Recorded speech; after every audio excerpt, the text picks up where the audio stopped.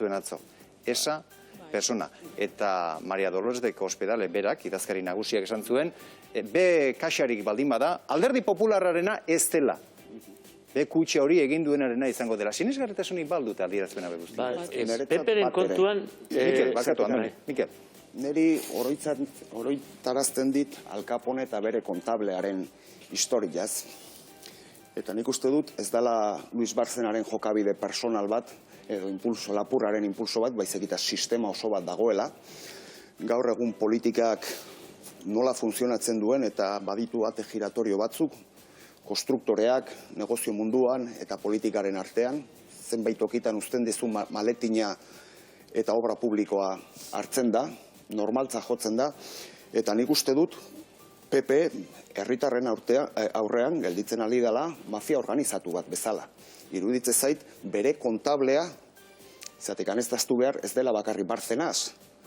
Beste tesorero guztiak, Naseirotik hasita, danak izan direla inputatuak, eta hau dela, hamarkadetan zehar, martxan egondu den sistema bat, Valentzian, Balearetan, Madriden ikusi dugu, baina baita Bilboko sedean ere azaldu den bezala, baditula tentakulo asko, eta erakusten dula politika egiteko modu bat, non ate birakariak daude, sartzen zera toki batetatik, eta irtetzen zera beste toki batean, uzten dezu maletina, kontratua ziurtatze dizut, baina nik ez dut uste Barzenaz personalarena Argazki horrekin segurazki etzara badetor. Frogarik gabe, eta gero... Nik egiten duan hipotesia da. Nik erabiliko dut hau, agian beste momentuan, beste batzuk...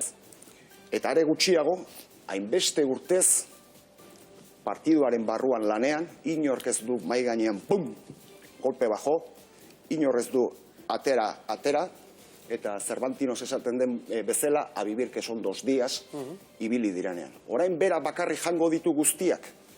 Bera izango da pelikula honetan gaiztoa, nik ez dut uste.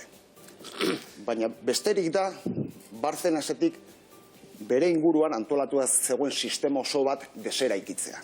Neri horrek eskatzen ditzeatikan, hor sartzen direna dira beste funtzionamendu molde bat. Nik imaginatzen dut, PPko sedean, ez nik hemen daukate poliziaren txosten bat, Bruesa, enpresariak, 700.000 euro ematen ditunak, uzten ditu maletina, obra publikoa ateratzen du. Hor badago ate giratorio bat, funtzionatzen dula Katalunian, funtzionatzen dula Espainian, eta Euskal Herrin ere bai, beste maila batera, badagoela normalidade politikoat oso arriskutsugarriena dena, eta jendeak hain gaizki pasatzen ari den honetan, horrelako espektakula ikusten duenean, niretzat kezkagarriena dena, da trituratu egiten duela sinesgarritasuna eta zilegitasuna. Ados, Mikel, hori da kezkatzen duena, ze kezkatzen dugu zera? Ni harritzen naiz pixka bat nola inork ez duen planteatzen, eta ez aldu ies egingo, Bardenaz. Ekia. Duan, ez da? 780 urteko kartzela 21 hildakoaren erantzukizuna 13 urterekin kitatzea ez da justoa. Nik esaten dut hori. Eta argi da, eta horregaitik naskagarri izan daiteke kalean ikustea, baina legetik kanpo ezin dugu biderik bilatu. Ikuspegi hori entzun dugu, Andoni ikuspegi hori entzun dugu, ea zer dien Mikelek. Nik Xanti ezagutzeko aukera izan dut, eta estimatzen dudan euskaldun bada. Eta azteko esango dut ez ditula 27 urte egin. Frankismoan ere egin zitun beste takada bat, frankismoaren kontrako borrokalari, eta egin ditu bere bizitzan 35 urtetik gora. Hori datua zuzentze aldera. Bigarrenik, iruditzen zait, nik argudio bezala, nik nazka, bisterak, pasio basu horiek erabili daitezke, bota daitezke nazka, baina ez zait iruditzen onartu edo ez onartu, baina saiatu gaitez ulertzen. Batez ere, aurrera begira, pixka bat, arrazio eta bizikidetzan minimo baten... Ze ulertu behar dugu, barkatu? Ze ulertu behar dugu? Ez. Sentimentuak agertzea. Ze sentimentu basuak? Erabiltzen baditugu... Barkatu. Erabiltzen baditugu nazka ematen dit, edo bilisak, edo olako kontuak, sentimenduen munduan ari gara, baina arrazoia jartzen badegu, eta batez ere aurrera begira, nire ustez zatikan, zuk esan dezakezu hori, nik esan dezaket besteari, eta azkenean izango da parvulario bat. Izango da kakofonia bat, eta ez da egongo helduen bezalako elkarrizketa bat. Nik ustez Xantiren kasuan, nire ustez, Beloki jaunak lehen osatezun, eta ni ados nago, konparatiboki, niri iruditzen zait, eskandalagarria dela, baina ez da bakarrik, kezkatzen hauena, ez dala bakarrik xanterin kontua. Hemen, Euskaldun asko ateratzen dira, eta fabrikatu egiten da eskandaloa, badagoelako kalkulo bat hortikan reditu politiko ateratzeko. Eta gertatzen da xantirekin, eta gertatzen da duela astebukaran hilden Josuri Betxeberriarekin, eta gertatu zen Iñaki de Juanarekin, eta gertatu da hainbat eta hainbat badago interes bat polemitza sortzeko, azpian badagolako kalkulo bat eta reditu batzuk ateratzen direlako. Manifestazio badago Madriden, hau betek konbokatua, eta orduan... Ari begirako keinu bat izan daiteke. De Juana Txaos, nun dago? Ezabaidatu daiteke.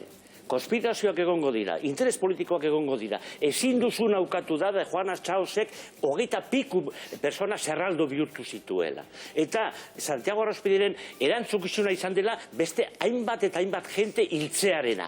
Hori funtzesko egia da. Eta hori ezin duzu saietzi. Esan ez dakitze konspirazioa dago. Egia da. Egia da.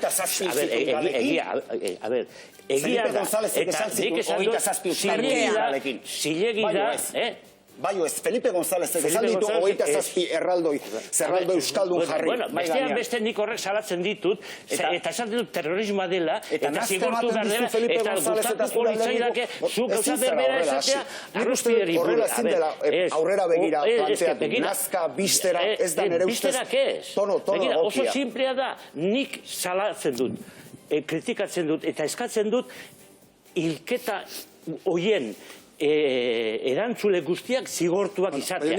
Eta nik eskatuko nizuke... Nik eskatuko nizuke zuri... Gauza bera egitea eta terrorismoari buruz. Eta maitzeko. Baita ere, eta nazkagarria da. Eta nazkagarria gertatzen zait. Eta zergatikan kondekaratu zenuten? Hain nazkagarria balima da, zure alderdiak, kondekoratu, atera eta gainera kondekoratu. Ni Vanessa naiz. Zure alderdiak. Ni Vanessa naiz. Nire alderdiak ez, ni Vanessa naiz. Eta nik esaten dizut nazkagarria dela.